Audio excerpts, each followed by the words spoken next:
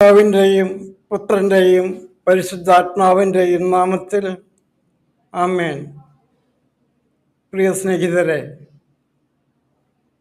Gym John's എന്നൊരു വ്യക്തി ഒരു മതസ്ഥാപകനാണ്. തനിക്ക് മുൻപേ മതസ്ഥാപകരായി വന്നിട്ടുള്ള എല്ലാവരുടെയും നല്ല ആശയങ്ങൾ മാത്രം പെറുക്കിയെടുത്ത് അദ്ദേഹം ഒരു പുതിയ മതമുണ്ടാക്കി, ഫിലാന്ത്രോപ്പിസം. മറ്റുള്ളവർക്ക് സ്നേഹം പങ്കുവെക്കുന്ന ആ മതത്തിൻ്റെ ആശയങ്ങൾ ഇങ്ങനെ സ്വീകരിച്ചതുപോലെ തന്നെ ബൈബിൾ, ഖുർആൻ, വേദങ്ങൾ, ഉപനിഷത്തുകൾ, രാമായണം, മഹാഭാരതം എന്നിവയിൽ നിന്നൊക്കെ പ്രധാനപ്പെട്ട ഏറ്റവും ഇഷ്ടപ്പെട്ട ആശയങ്ങൾ മാത്രം പെറുക്കിയെടുത്തിട്ടാണ് അദ്ദേഹം മതഘടന ഉണ്ടാക്കിയത്. അദ്ദേഹത്തിൻ്റെ വികലമായൊരു ചിന്ത ചെയ്തായിരുന്നു, താൻ മരിച്ചാൽ 3-ാം ദിവസം വീണ്ടും ജീവിക്കും.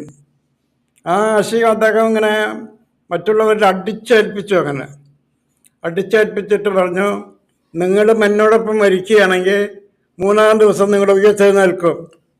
അതാണ് നമ്മുടെ ലക്ഷണം, അടയാളം അതാണ്. അത് കഴിഞ്ഞ് അദ്ദേഹം ഒരു വിഷപാത്രം, സയനൈഡ് കലക്കിയിട്ടുള്ള വിഷപാത്രം കയ്യിൽ പിടിച്ചു. ഒരു ഹോളിൽ കൂടിയിട്ടുള്ള 900 പേരുടെ കയ്യിലും ഇതുപോലെ സയനൈഡ് കലക്കിയ ഗ്ലാസ് കൊടുത്തു.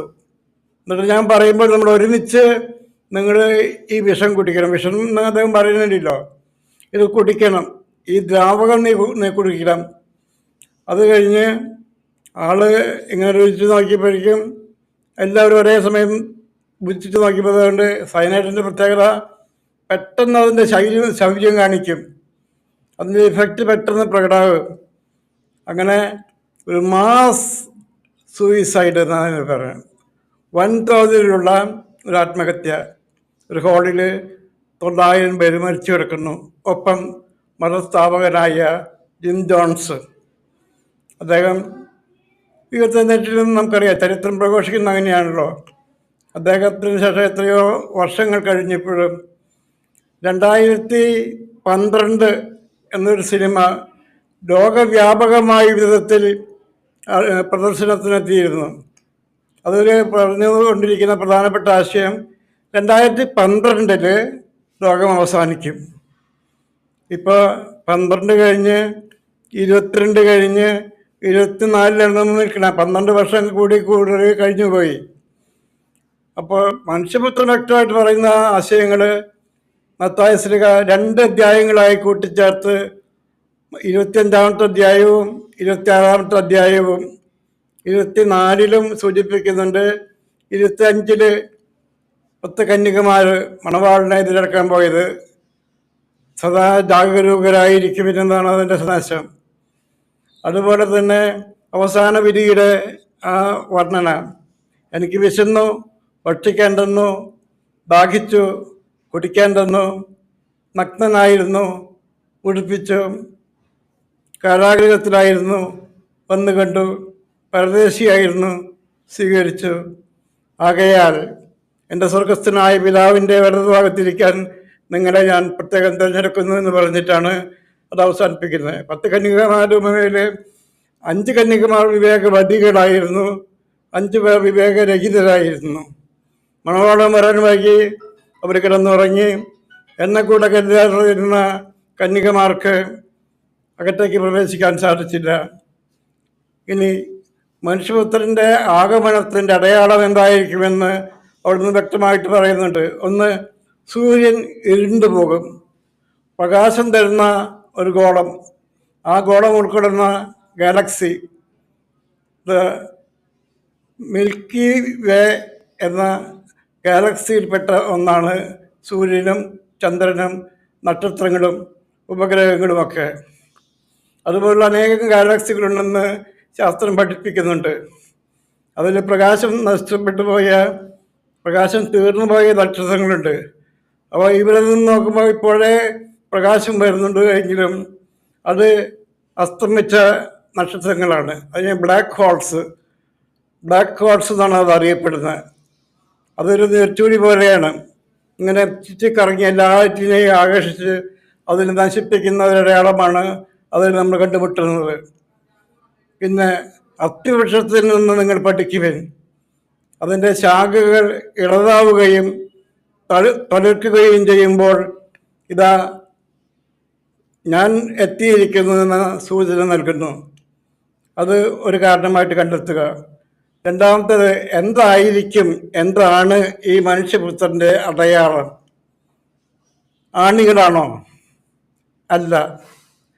മുൾക്കിരീടമാണോ? അല്ല. ചമ്മട്ടിയാണോ? അല്ല. പിന്നെന്താണ് മനുഷ്യപുത്രൻ്റെ മക്കത്വത്തിന് അടിസ്ഥാനമായിട്ടുള്ള അടയാളം? നമുക്കറിയാം, കുരിശ്. അതിലെല്ലാം അടങ്ങിയിരിക്കുന്നുണ്ട്.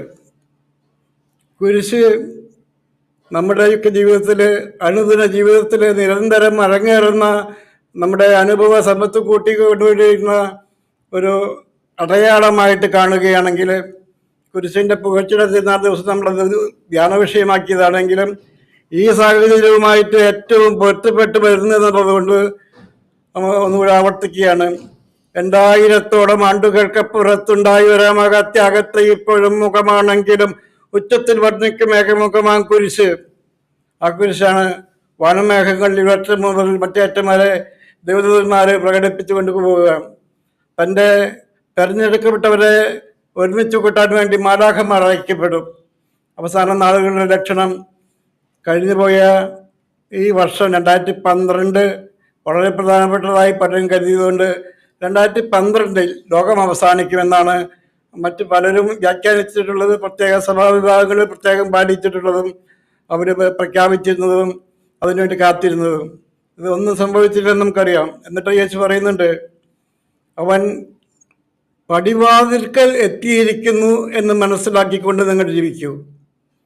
സമയം ഇനിയായിട്ടില്ല. ഇത് ഈറ്റുനോവിൻ്റെ ആരംഭം മാത്രമാണ്. അതിൻ്റെ അവസാനം വരാനിരിക്കുന്നേ ഉള്ളൂ. ഈറ്റുനോവിൻ്റെ പ്രത്യേകത പറയുന്നത് അനുഭവിച്ചവർക്കറിയാം, മറ്റുള്ളവരിൽ നിന്ന് പറഞ്ഞു കേട്ടത് അനുഭവമുള്ളവർക്ക് അതങ്ങനെ അറിയാം. ഈറ്റുനോവ് ലോകത്തിലെ ഏറ്റവും വലിയ വേദനയാണത്രേ. ലോകത്തിലെ ഏറ്റവും വലിയ വേദന ഈറ്റുനോവ്. ക്രിസ്തു നിങ്ങളിൽ രൂപപ്പെടുന്നത് വരെ ഞാൻ ഈറ്റുനോവ് അനുഭവിക്കുന്നു എന്നാണ് വിശുദ്ധ പൗലോസിലേക്ക് പറഞ്ഞു വെക്കുന്നത്. നിങ്ങളിൽ ക്രിസ്തു രൂപീകൃതമാകണം, ക്രിസ്തു നിങ്ങൾ ജനിക്കണം. അതിന് ഞാൻ ആ ജനനത്തിനെ സഹായിക്കുന്ന നോവ് അനുഭവിക്കുകയാണ്, ഈറ്റുനോവ് അനുഭവിക്കുകയാണ്. കുടുംബജീവിതത്തിലേക്ക് വരാൻ, കുരിശാണ് രക്ഷ, കുരിശിലാണ് രക്ഷ. കുരിശിൻ്റെ മഹത്വത്തിലേക്ക് പ്രവേശിക്കാൻ നമുക്ക് സാധിക്കണമെങ്കിൽ അനുദിന ജീവിതത്തിൻ്റെ നിരവധിയായ അനുഭവങ്ങളിലൂടെ നാം കടന്നു പോകുമ്പോഴൊക്കെ നമ്മൾ കണ്ടുമുട്ടുന്ന ഈ അനുഭവങ്ങൾ, കുരിശിൻ്റെ അനുഭവങ്ങൾ നമ്മുടെ ജീവിതത്തിലുടനീളം അത് വളർന്നു കിടക്കുന്നുണ്ട്. ആ കുരിശുകളെ സന്തോഷത്തോടെ ഒന്ന് സ്വീകരിച്ച് ഒന്ന് ചുംബിച്ച് ജീവിതത്തിൽ അത് അനുഭവിക്കാൻ സാധിക്കുമ്പോൾ നമ്മൾ രണ്ടാമത്തെ വരവിന് വേണ്ടി ഒരുങ്ങുന്നവരായിരിക്കാം. പുത്രനെ പോലും അറിയില്ലെന്നും ദൈവദൂതന്മാർക്ക് അറിയില്ലെന്നും പറയുന്ന അത്രയും രഹസ്യമാണ് അവസാന നാടുകളെന്നാണ് ദൈവപുത്രൻ പറഞ്ഞു വെക്കുന്നത്. പുത്രന് പോലും അറിയാത്തത്. സാധാരണയായി പിതാ പുത്ര പവിത്രാത്മ പ്രിയേക ദൈവമേ, ആ ദൈവത്തിന് ഒരാൾക്കറിയുന്നത് മറ്റേ ആൾക്കറിയാം. കാരണം ത്രിത്വം ഒന്നാണ്. ത്രിത്വം ഒന്നായതുകൊണ്ട് ഒരാൾക്ക് അറിയേണ്ടത് മറ്റേയാളെ അറിയേണ്ടതാണ്. പക്ഷെ എന്നിട്ട് പോലും ക്രിസ്തു ആവർത്തിക്കുന്നു, മനുഷ്യപുത്രന് പോലും ഇത് അറിയില്ല, മാലാഖമാർക്ക് അറിയില്ല, നിങ്ങൾക്ക് ആർക്കും അറിയില്ല, അത് പെടുന്നനെ വരും.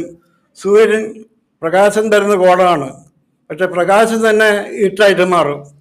അതിന് ഉദാഹരണമാണ് പറഞ്ഞത് ബ്ലാക്ക് ഹോൾസ് എന്ന് പറഞ്ഞത്. പണ്ട് പ്രകാശിച്ചിരുന്ന നക്ഷത്രങ്ങളായിരുന്നതൊക്കെ അത് പിന്നെ അവയുടെ ഈ പ്രകാശിക്കാനുള്ള കഴിവ് നഷ്ടപ്പെട്ടു. സൂര്യൻ പ്രകാശിക്കാനുള്ള കഴിവ് നഷ്ടപ്പെട്ടാൽ പിന്നെ ചന്ദ്രനെ കിട്ടില്ല. കാരണം ചന്ദ്രൻ സ്വയം പ്രകാശിക്കുന്ന ഒരു ഗോളമല്ല, അതൊരു ഉപഗ്രഹം മാത്രമാണ്. അപ്പോൾ ഈ അടയാളം പ്രത്യക്ഷപ്പെടുന്നതിന് ഇത്രയും നമുക്ക് ചെയ്യാൻ സാധിക്കുള്ളൂ, ഒരുങ്ങിയിരിക്കുക. അതുകൊണ്ട് ജാഗ്രതയെ രണ്ടാമത്തെ ആഗമനം വരും, വന്നിട്ടില്ല, കാത്തിരിക്കൂ, വരും. ഈ അനുഗ്രഹങ്ങൾ നമുക്ക് ലഭിക്കട്ടെ എന്ന പ്രാർത്ഥനയോടെ പിതാവിൻ്റെയും പുത്രൻ്റെയും പരിശുദ്ധാത്മാവിൻ്റെ നാമത്തിൽ ആമേൻ.